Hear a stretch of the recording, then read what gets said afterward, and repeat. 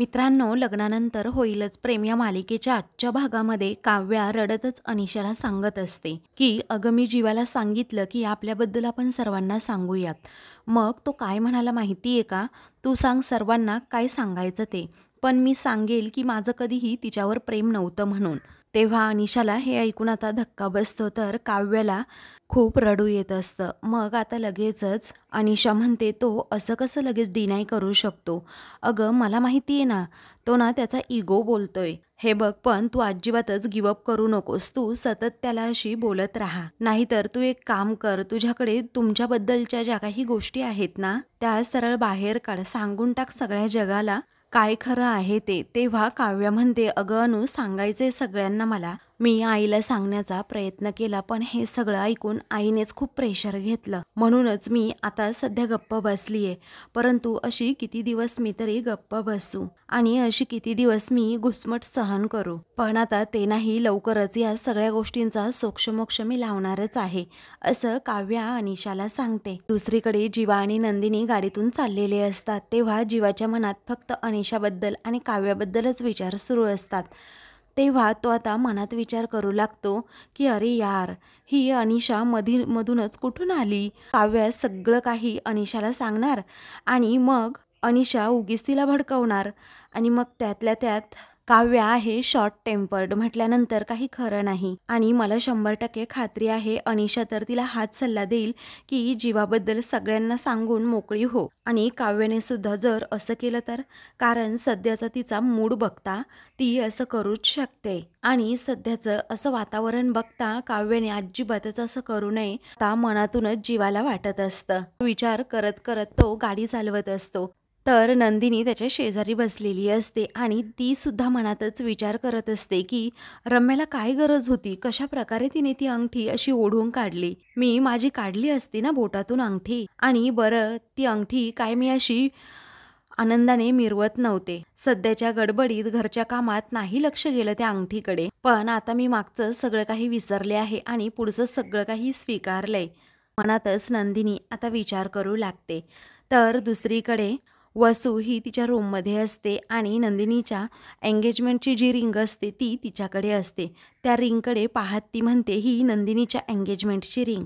तसं पाहायला गेलं तर नंदिनीला पार्थबद्दल तसं काही वाटतच नाही आहे, पण तरीसुद्धा जेव्हा रम्याने तिच्या बोटातनं ही अंगठी हिसकावून काढली ना, तेव्हा माझा जीव मात्र अगदी सुखावलाच. पण आता तू बघतच राहा नंदिनी, या अंगठीसारख्या बऱ्याच गोष्टी मी अशा हिसकावून घेणार आहे, असं म्हणून ती स्वतःला आता लगेचच आरशात पाहते. तर दुसरीकडे आता जीवा आपली गाडी चालवत असतो आणि एकदम गप्प गप्प असतो. काव्याचा ना अनिशाचा विचार करत असतो. तेव्हा नंदिनी विचारते, तुम्ही गाडी चालवताना एवढे नेहमी शांत शांत असता का? तर असं गाडीमध्ये असताना अजिबात शांत राहत नाही. मी म्हणजे सर्व आमची मोहिते फॅमिली. कारण जेव्हा गाडीतनं जातो ना, तेव्हा खूप आवाज सुरू असतो आणि मेन म्हणजे सगळा आवाज हा फक्त काव्याचाच असतो, कारण तिची आणि आरुषीची सतत अशी भांडणं सुरू असतात. तेव्हा नंदिनी काव्याबद्दल बोलते, तर जीवा आता नंदिनीकडे पाहतच राहतं. मग आता काव्या बोलायला लागली की इतर कुणी बोलायचंच नाही, हे मात्र ठरलेलं आहे. आणि कित्येक दिवसात मी तिला असं बोलताना सुद्धा पाहिलं नाही, पण आज मी काव्यासाठी खरंच खूप खुश आहे. तेव्हा का बरं असं लगेचच जीवा विचारतो. तेव्हा तिची मैत्रीण आली आहे ना अनिशा, आता कुणीतरी तिच्या जवळचं आले, त्यामुळे मला जरा बरं वाटलं, असं नंदिनी जीवाला सांगते. आता काव्याची मैत्रीण ही अनिशा आहे म्हटल्यानंतर तिच्या जवळ तरी ती तिचं मन मोकळं करेल ना. कित्येक दिवस झाले माझंही तिच्याबरोबर व्यवस्थित बोलणं झालं नाही. आता अनिशाची झाली तशी जीविकाबरोबर लवकरात लवकर तिची भेट होऊ दे म्हणजे झालं, असं आता जेव्हा नंदिनी म्हणते ना, तेव्हा जीवाला एकदम धक्काच बसतो आणि तो पटकनच गाडी थांबवतो. तेव्हा आता लगेचच नंदिनी घाबरते आणि विचारते, काय झालं अचानक? मग आता जीवा काहीच बोलत नाही. नंदिनी आता समोर पाहते आणि म्हणते, अरेच्चा, सिग्नल आला का? मला माहीतच नव्हतं, असं म्हणून आता तो विषयसुद्धा डायव्हर्ट होतो. जेव्हा सिग्नल लागतो, गाडी थांबते, त्याचवेळी एक लहानशी मुलगी तेथे गजरे विकायला तिच्या आईबरोबर आलेली असते. तेव्हा लगेचच आता ती जीवाला म्हणते की दादा दादा, वहिनीसाठी गजरे घ्या ना प्लीज, घ्या ना गजरे. त्यावेळी नंदिनी म्हणते, हो घेतो घेतो गजरे. तेव्हा किती रुपयाला एक आहे ग असं नंदिनी विचारते. मग आता ती मुलगी म्हणते 20 रुपयाला एक आहे. तेव्हा तू शाळेत जातेस ना असं लगेचच नंदिनी विचारते. तेव्हा ती म्हणते हो शाळेत जाते, आमची दुपारची शाळा असते आणि तोपर्यंत सकाळी मी आईला मदत करते. त्यानंतर आता लगेचच जीवा 100 रुपये काढून देतो. त्यामुळे आता त्या लहानशा मुलीची आई विचारते 100 रुपयाचे गजरे, अरे बापरे, असं म्हणून लगेचच ती गजरे नंदिनीकडे देते. मग त्यानंतर ती म्हणते की बापरे, दादांचं वहिनीवर खूपच प्रेम दिसतंय. तेव्हा जीवाला धक्का बसतो आणि तो त्या ताईंकडे पाहतच राहतो. तर नंदिनीसुद्धा जीवाकडे पाहत असते. तर जीवासुद्धा हळूच आता नंदिनीकडे पाहतो. त्यानंतर आता सिग्नल सुटतो तर जीवा लगेच गाडी स्टार्ट करतो आणि जायला निघतो. मग नंदिनी आता लगेचच जीवाकडे हळूच पाहते आणि मनातच विचार करते की जीवा, तुमच्याकडून मिळालेला हा मला पहिला गजरा आहे. दुसरीकडे वसू अजूनही त्या अंगठीकडे पाहत असते. तेवढ्यातच रम्या पाय आपटत तेथे येते. तेव्हा वसू आता विचारते, रम्या, अगं काय झालं रम्या, तू काव्याच्या रूम बाहेर ऐकायला गेली होतीस ना, नक्की काय बोलल्या त्या दोघी जणी, असं वसू पुन्हा पुन्हा विचारते. तेव्हा काय माहीत त्या दोघींची नक्की काय चिवचिव चालली आहे. अगं मला तर ऐकूच येत नव्हतं काही. ती कल्पना त्यांच्या इथे नाश्त्याचा ट्रे घेऊन चालली होती. मी तिच्याकडून तो ट्रे घेतला आणि काव्याच्या डोअरवर नॉक केलं. तर हिने काय केलं माहितीये का, बाहेरच्या बाहेरच मला असं पळवून लावलं. मला आतच येऊ दिलं नाही तिने. वसू विचारते, बापरे, आत येऊच दिलं नाही, एवढं काय गॉसिप करतायत त्या दोघी जणी. मग काव्या वैतागत म्हणते, काय माहीत काय गॉसिप करतायत दोघी जणी. इतकं मात्र समजलं आहे की नक्कीच काहीतरी गडबड आहे. पण आई, अगं तू एक गोष्ट ऑब्झर्व केली का, जेव्हा अनिशा आली होती ना तेव्हा काव्याचा चेहरा अगदी पांढरा फटक पडला होता. म्हणजे तिच्या येण्याने ती सरप्राईज तर अजिबातच नाही झाली, तिला शॉक बसला. तेव्हा वसू म्हणते, हो मी पाहिलंय हे. एक कळत नाही, ही अनिशा नक्की कोण आहे, संगीतला आली होती का खरंच, मला तर ती दिसलीच नाही तिथे. तेव्हा रम्या आता वैतागत म्हणते, आई तू ना सुद्धा कमाल करतेस हा. अगं त्या संगीत सोहळ्यामध्ये किती माणसं होती, मग ती कशी दिसणार तुला. तेव्हा लगेचच वसू म्हणते, तू ना खरंच मूर्ख आहे अगं रम्या. तेव्हा काय झालं असं रम्या विचारते. तेव्हा वसू म्हणते, तिथे संगीत सोहळ्यामध्ये मी काही आनंद साजरा करत नव्हते, नंदिनीच्या किडनॅपिंगचं प्लॅनिंग तिथे करत होते, समजलं. सगळीकडे आणि सगळ्यांकडे माझं अगदी बारीक म्हणजे बारीक लक्ष होतं. त्यामुळेच मी अगदी खात्रीने सांगू शकते, ती अनिशा तर संगीतमध्ये कुठेही दिसलीच नव्हती, असं अगदी कॉन्फिडंटली वसू आता रम्याला सांगते. तेव्हा रम्या या गोष्टीचा विचार करते आणि म्हणते, अच्छा मला आत्ता समजते आई, तुझ्या एक गोष्ट लक्षात येतीये का गं, ती काव्या आहे ना, ती काव्या, ती सगळं काही खोटं बोलतीये.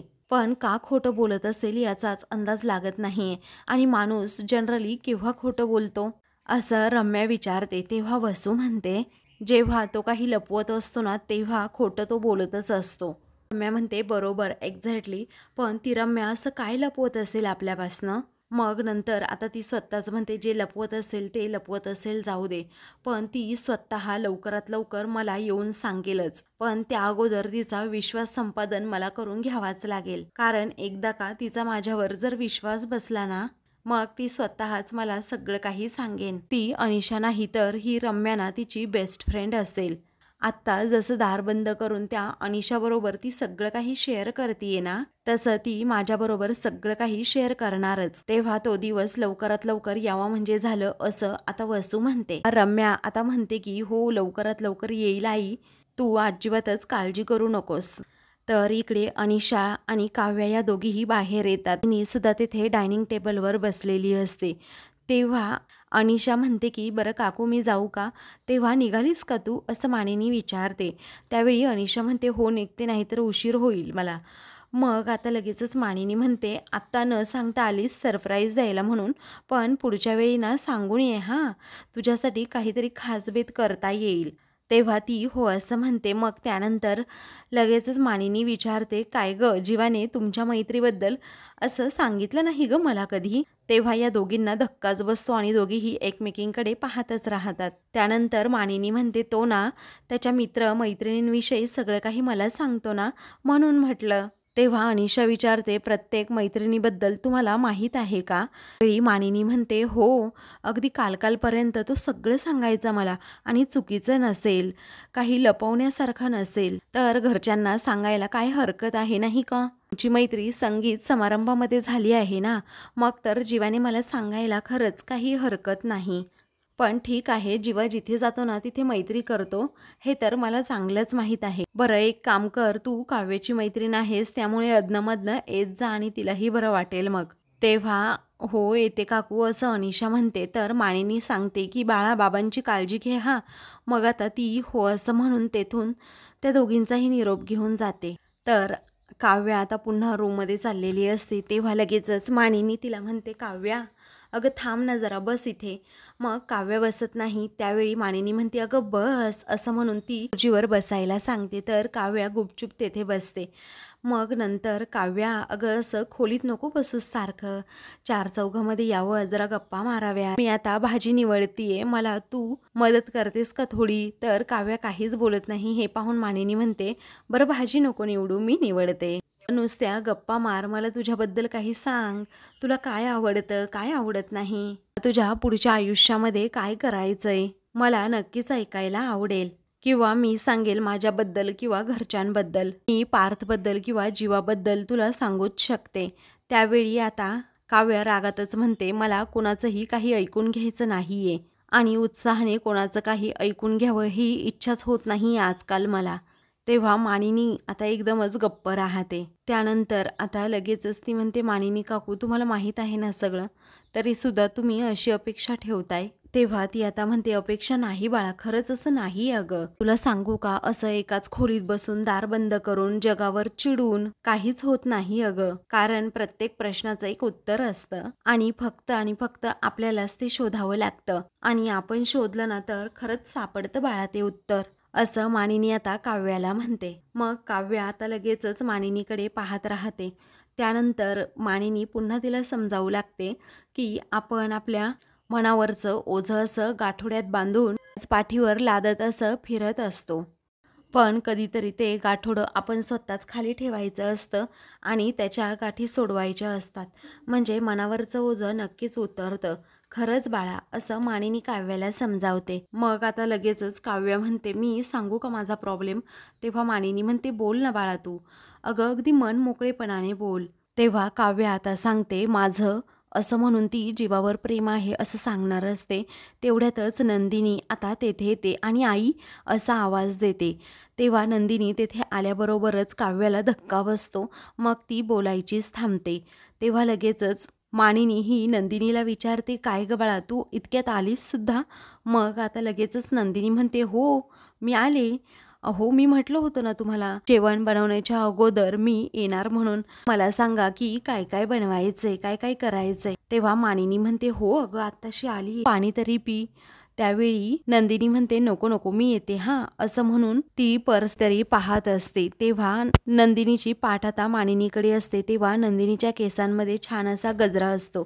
तेव्हा मानिनी लगेचच विचारते, ए काय ग, तू मोगऱ्याचा गजरा लावलास का केसांमध्ये? तरीच म्हटलं की मोगऱ्याचा इथे घमघमाट सुटलाय, छान दिसतोय हा गजरा, असं आता लगेचच मानिनी म्हणते.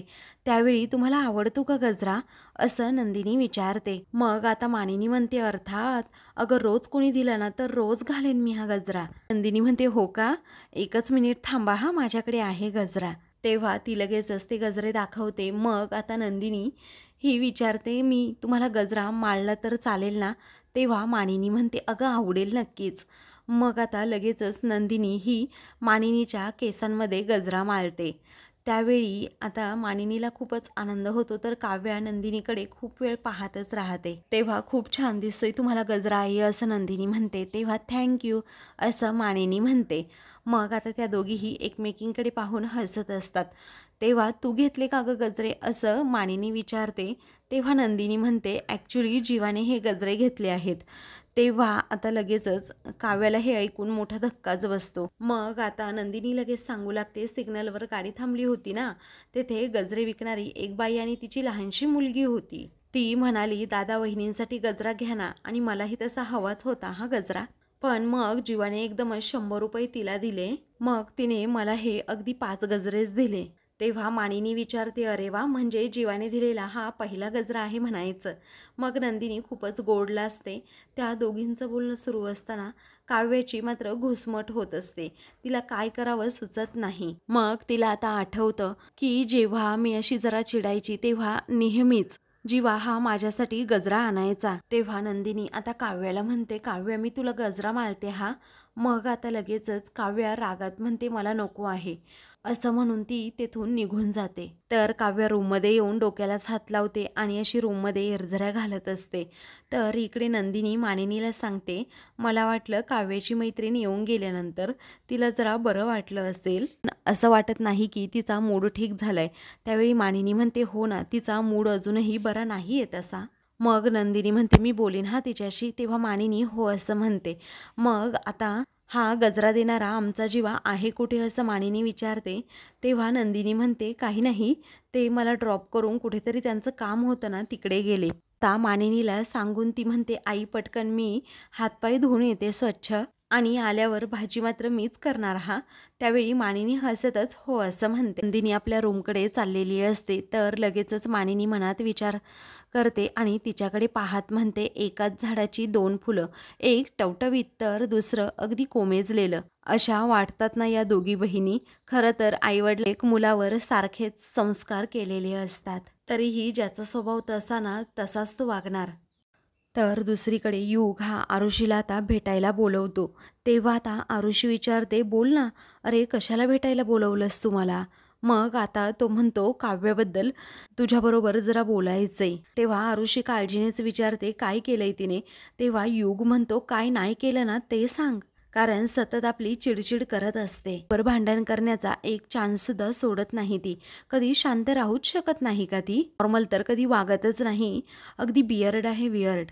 आता लगेचच ती म्हणते, you just shut up, limits cross करतोस हा आता तू युग. कारण तू काव्याबद्दल बोलतोस हे लक्षात ठेव. हो, काव्याबद्दलच मी बोललोय आणि नंदिनी ताईबद्दल सुद्धा बोलणार आहे मी. तेव्हा आरुषी रागातच म्हणते, नंदिनी ताईबद्दल एकही वाईट शब्द मी ऐकून घेणार नाहीये हा.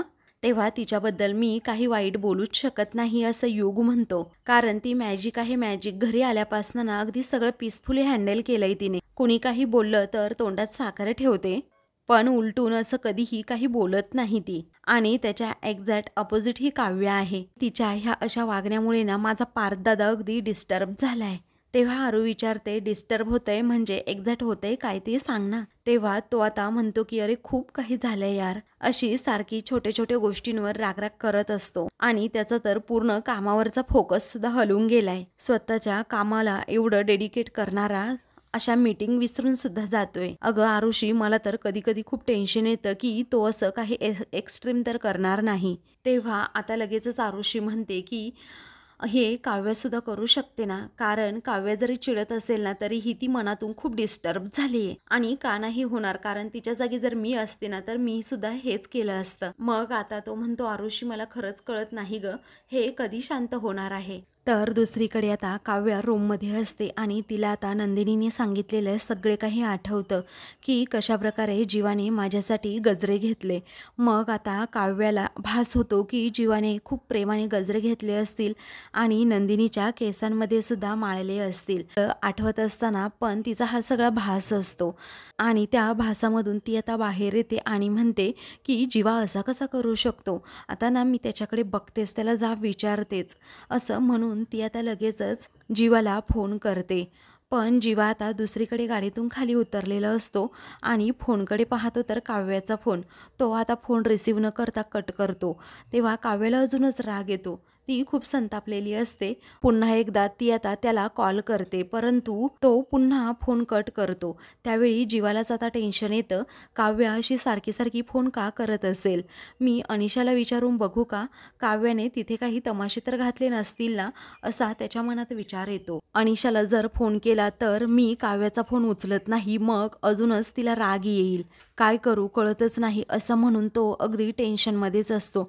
त्याला काहीही सुचतच नसतं काय करावं, कारण घरी काय चाललं असेल हाच प्रश्न त्याच्या मनामध्ये असतो. इकडे काव्य आता खूपच संतापलेली असते आणि म्हणते, माझे फोन उचलायला याला वेळ नाहीये आणि आता ताईसाठी गजरे घ्यायला बरं याला वेळ आहे, असं म्हणून ती खूपच चिडते आणि मोबाईलच फेकून देते. आणि खूपच रडू लागते. त्यानंतर एकदम गप्प होते आणि अशी रागात जरा बाहेर पाहू लागते. तर आता मित्रांनो, पुढील भागामध्ये विक्रम हा जीवाच्या कानाखाली मारतो. तर पार्थ हा जीवाला जाब विचारतो, तुझं जर काव्यावर प्रेम होतं तर तू अगोदर का नाही सांगितलंस. विक्रम विचारतो, तू 2 मुलींचे आयुष्य का उद्ध्वस्त केलीस. मग नंदिनी सुद्धा रडत असते आणि म्हणते की किती अभिमान होता मला माझाच खूप अभिमान वाटला होता की माझा नवरा कधीही माझी खाली अशी मान झुकवू देणार नाही म्हणून, पण आता तुम्हाला नवरा म्हणायची सुद्धा लाज वाटतीये मला, असं नंदिनी रडतच म्हणते. तर काव्य आता रागातच जीवाकडे पाहते. अशाच मालिकेंचे पुढील भाग पाहण्यासाठी चॅनलला सबस्क्राईब करा.